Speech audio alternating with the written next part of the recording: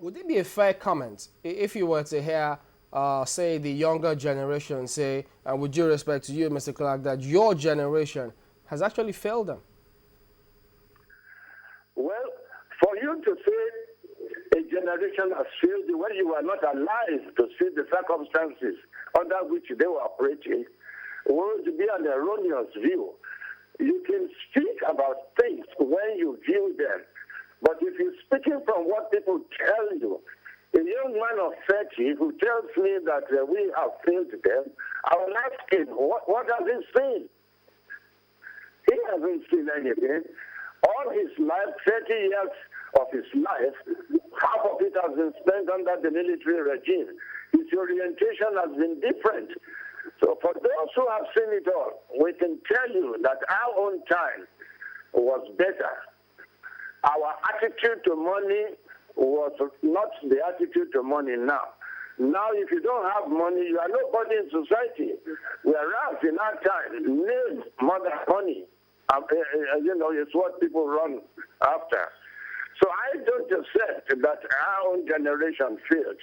We were not allowed by the military incursion to show the expertise we could have shown. Does it then mean that if, like you said, those in the 30s and in that bracket, if they say, look, we've read these things, we've heard them talk about it, they expected that it be transferred from one generation to the other, would it be too much for them to expect that your generation should actually, at least there should be those who will still be standing, even if they're not in leadership positions today, about this? Do you appreciate one thing? Do you know that the control of governance in Nigeria today, the control of businesses in Nigeria today are being held by people within the age group of 35 and 45? And this age group of 45 to 55, who are now ruling Nigeria, never knew what pre-Nigeria was. They met a system of corruption. They got into the system of corruption. They learned from the system of corruption, and they have now surpassed those who even taught them the corruption. That is the situation in Nigeria today.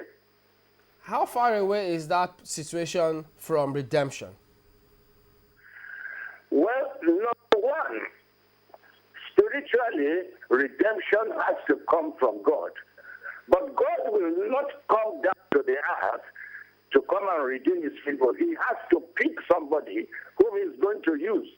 Now, what we should be praying for is that God should send us. We don't see any light in the tunnel now, because there is no single person. Every leader in Nigeria today is being hamstrung by a clique. The politician, Jonathan, today cannot move right and left without his kitchen cabinet. The governors cannot move right and left without their kitchen cabinet. And these kitchen cabinet people are people who are allegiance to one group or the other, until God gives us the leadership that will now stand up for the people and surround himself with people-oriented ideas. We don't have a redemption. But what I'm saying is that there's going to be redemption, because God loves his children, and we are all God's children.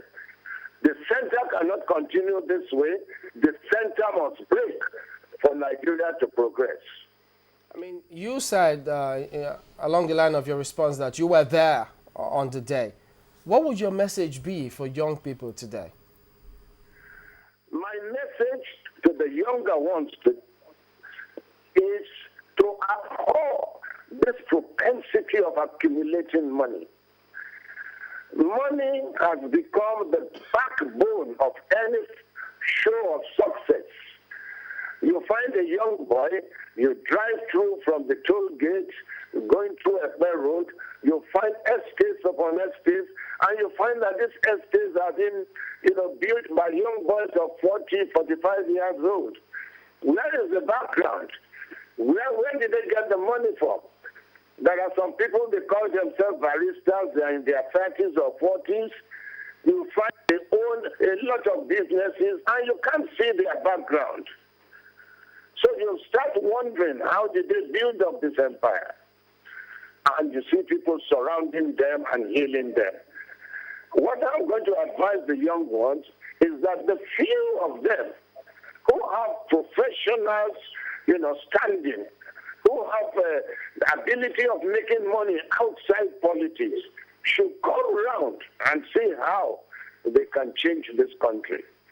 When they continue to run away because the politicians are all illiterate and corrupt, and those of them who are not illiterate, most of them are learned, have been, brought into the whole corruptive system by those who are, illiterate people. Then I think Nigeria will have a redeemer.